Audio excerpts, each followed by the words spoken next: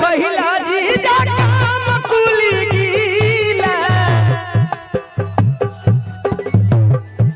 अरे होलिया में पहिला जीजा काम कुली गीला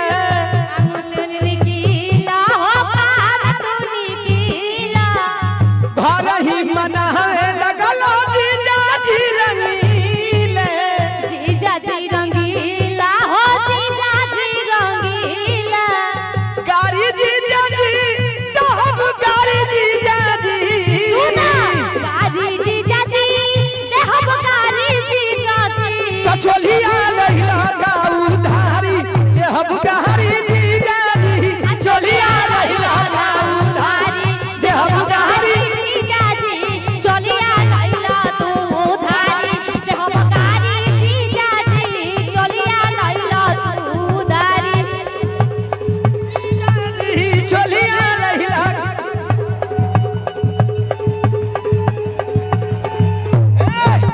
होली हो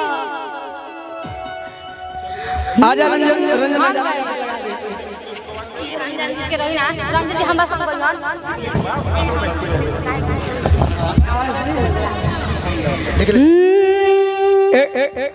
कि गोरिया कोई के सिंगार बैठ है नहीं अब तू हमार रानी अड़ू ओ माई आई तोहार राजा हम तो राजा तनी कनिया मुंह दिखावो कि आज हो पहिला मिलनवा मिली है सजनी के सजनवा कि हमारे रस रस गुलाब जस परल बाबा दनवा कि आज हो पहिला मिलनवा मिली है सजनी के सजनवा हमारे अंगी अंग गुलाब जस भरल बाबा दनवा ऐसा सुना ऐसा मना छोट कनिया के तोरा जैसे मर्द मिल जाए अरे गोटा जी हम खियाई तो आवे है ने कि सुनी सुनी भगवान का हो डर लगता कि ना सुहाग रात हो आज तो बैठ त का कहत कि सुनी सुनी भगवान अना बिहान होके दे सुनी सुनी भगवान ना बिहान होके दी तो आज भर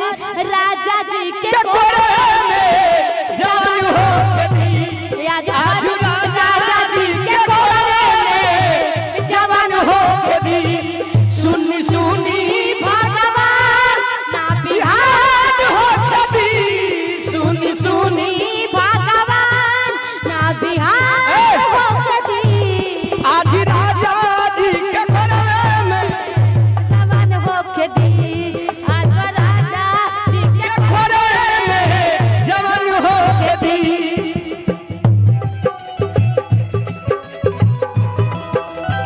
क्या करते थे साजना तुम मुझसे दूर होके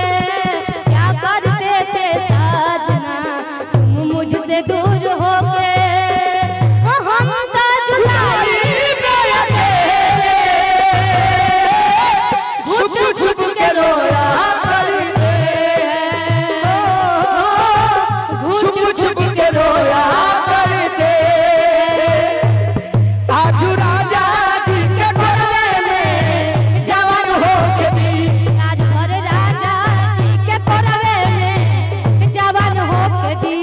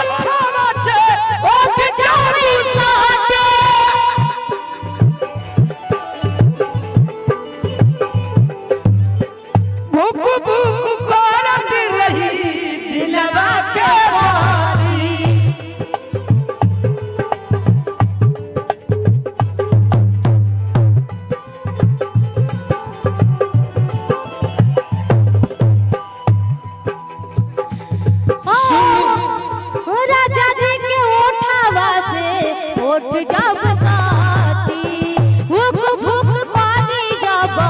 दिलवा के बाती सुनी सुनी भगवान हो सुनी सुनी भगवान ना बिहान होती